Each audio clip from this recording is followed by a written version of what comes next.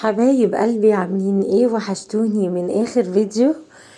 بقالي يومين مش معاكم ولا بطلع لكم اي فيديوهات، بس ان شاء الله راجع لكم فيديو جميل جدا هيعجبكم وهينفعكم قوي قوي، للي عايزه بقى توفر وفي نفس الوقت تعمل حاجه حلوه لولادها، وبدل ما تخرج وتشتريه من بره لا احنا هنعمله في البيت باقل الامكانيات وبحاجات كده بسيطه. بس الاول ما تنسونيش باللايك والاشتراك اللي لأول مرة بتشوف القناة، فعلي الجرس عشان يوصلك كل جديد من قناتي، وما تنسينيش بقى بتعليق حلو من تعليقاتكم الجميلة. بدل ما نبعته نجيبه الحاجات الجميلة دي من بره، لا احنا نعملوها بايدينا، وعارفين برضو احنا عاملينها ازاي وضامنين نظافتها، وبحاجات بسيطة كانت موجودة عندنا في الفريزر. انا كان عندي والله العظيم ربع كيلو لحمة مفرومة وربع كيلو كبدة. انا محتارة في الاكل ومش عارفة اعمل لهم اكل ايه، فطبعا مش كل يوم بقى مكرونة ورز وطبيخ. اي نعم احنا في الشتاء والشتاء بيحب الاكل الكتير والطبيخ، بس قلت اغير لهم. حطيت الاول على الكبده عشان هي سريعه جدا ما بتاخدش حاجه، يعني 4 فصوص توم كده مهروسين بشويه ملح وشويه كمون، وزودت برضو معلقه ملح معلقه كمون. نزلت كده في طاسة عليها شوية زيت سخنين، وقطعت كده قرن فلفل اخضر عليه، وهديت النار خالص وسبت الكبدة تفك، وفي نفس الوقت تنزل ميتها وتستوي على نار هادية على ما اعمل اللحمة المفرومة. هوريكم بقى هعمل تتبيلتها ازاي. جبت الكبة بتاعتي، حطيت اللحمة المفرومة، حطيت معلقة ملح معلقة فلفل معلقة بهارات حواوشي او بهارات لحمة الموجودة عندك، على شوية بصل وثوم بودرة معلقة كده وبصلتين كبار، وقعدت اضربهم بقى في الكبة لحد ما ناموا معايا خالص. انا عايزاها ناعمة جدا، عجينة كده كل المكونات متجانسة مع بعضها. بس كده، يا اما تعمليها بايدك بس هتاخد منك وقت شويه. وكان عندي بقى كده كيسين عيش شامي في الفريزر برضو، طلعتهم يفكوا براحتهم خالص، وقمت جايه بقى فرده يعني كل عامله كده اللحمه المفرومه كور، وبفردها في كل رغيف من العيش الشامي اللي عندي. هعمل كده في 4 أرغفة، والكيس التاني هخليه للكبده. وهو يوم كده بيحب التغيير، والسندوتشات والحواوشي مفيش حد بيختلف عليهم خالص، كل الناس بتحبهم جدا وكل الولاد بيحبوهم جدا، وبيحبوا كمان يشتروها من بره، فاحنا نعملها بأقل الإمكانيات في البيت وبالبرضو الموجود عندك في بيتك. انت ممكن تعمليها يعني بطبق صغير لحمة مفرومة يمكن اقل من ربع، لو حابة تعملي كمية اقل من كده، وممكن كمان تعملي كمية اكتر من كده بربع كيلو لحمة مفرومة بس. هتقولي لي ازاي؟ هقولك ازاي. هتحطي فلفل اخضر، وهتحطي شوية خضرة بقدونس كده وكزبرة عليهم. طب انت ما حطيتيش ليه؟ عشان عندي للأسف ما بيحبوش عليها غير شوية التوابل والبصلايه. وكان فاضل كده شوية لحمة متبلة، وقمت عاملاهم بقى كفتة، عشان برضو اللي مش جايله نفسي ياكل عيش باللحمة يبقى عنده كده كام صباع كفتة كده ياكلهم بعيش وشيبسي وكده يعني. خلصت خلاص العيش باللحمه، واخر خطوه بس هعملها معاكم، ببل ايدي كده ميه وابدا اندي كده الرغيف بتاعي من الوش ومن الظهر. هعمل كده مع الكميه كلها، وانا كنت عامله 4 رغيفة بس، يعني كيس العيش يعني الحمد لله بقى فيه 4 رغيفة بس، وكش جدا جدا عن الأول.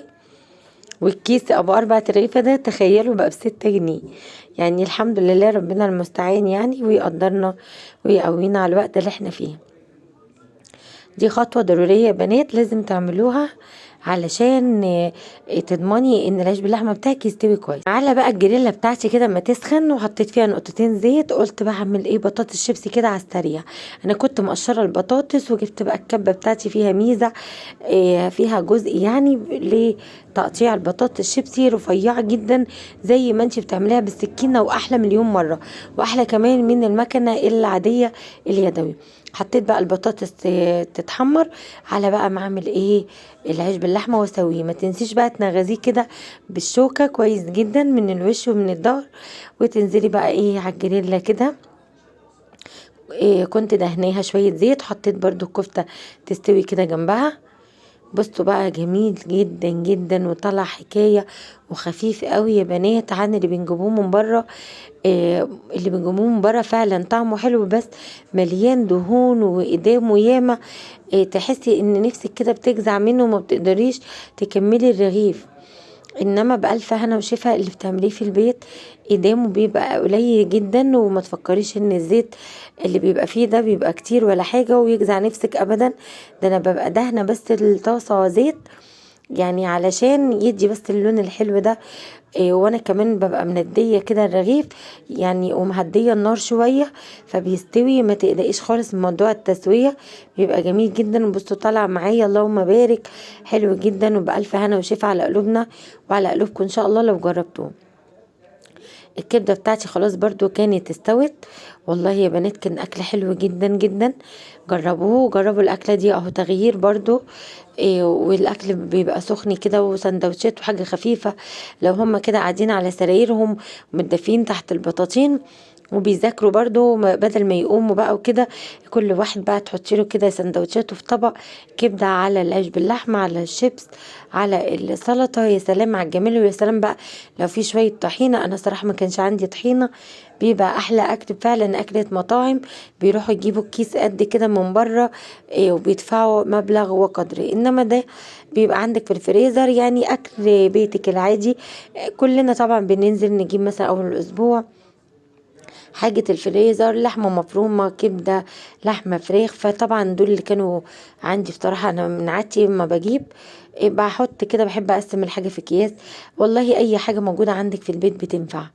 بدل ما تنزلي وتتبهدلي لو الجو شتاء أو كده، كل حاجة في البيت بتنفع. بصوا بقى الصينية كانت حكاية، كانت تفتح النفس زي بالظبط. والله الأكل اللي بتجيبيه من بره ويمكن أنضف كتير.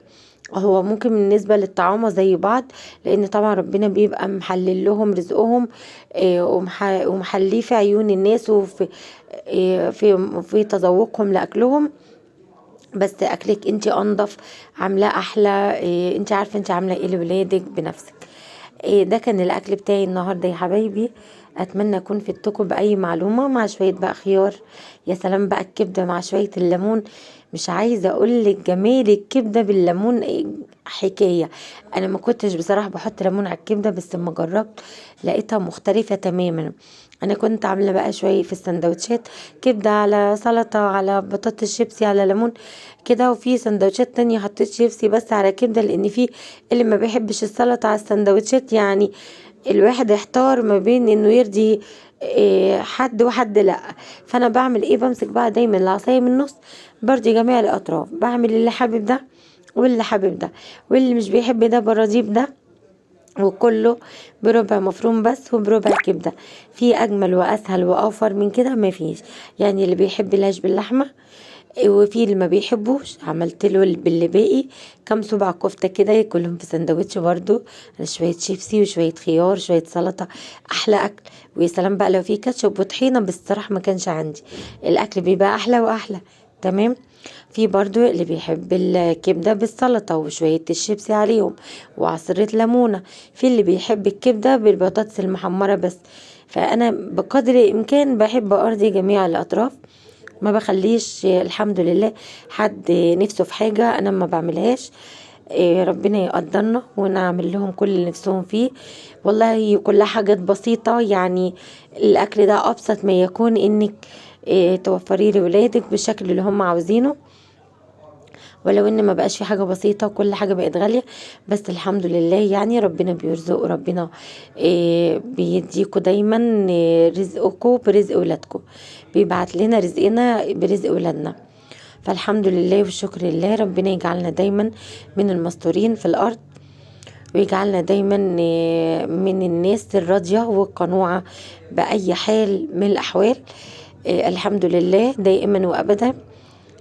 ربنا يا رب يتقبل منا صالح الأعمال جميعا. بالنسبة للصلاة وللصوم وللرضا، لأن الرضا دي عبادة. والله فعلا الرضا بالمقسوم عبادة. مقسوم بقى مال، مقسوم عيال، مقسوم أصحاب. بصي يعني الرزق عامة بجميع أنواعه يعني. الحمد لله والشكر لله. بصوا ده كان اكلنا النهارده، حاجه بسيطه عملت كده من حاجه بسيطه كانت عندي في الفريزر، صينيه محترمه تفتح النفس والله، جميله جدا. بألف هنا وشفا على قلوبنا، وألف هنا وشفا على قلوبكم لو جربتوا الاكله الجميله البسيطه دي. زي ما قلت لكم اهو تغيير، بدل ما كل يوم طبيخ طبيخ، لا غيرنا النهارده. ما تنسونيش باللايك والاشتراك. وكانت معاكم أمنية فودة من قناة بيتك منور مع سمح. أتمنى أكون فدتكم بأي معلومة. أشوفكم على خير في الفيديو الجاي بإذن الله. السلام عليكم ورحمة الله وبركاته.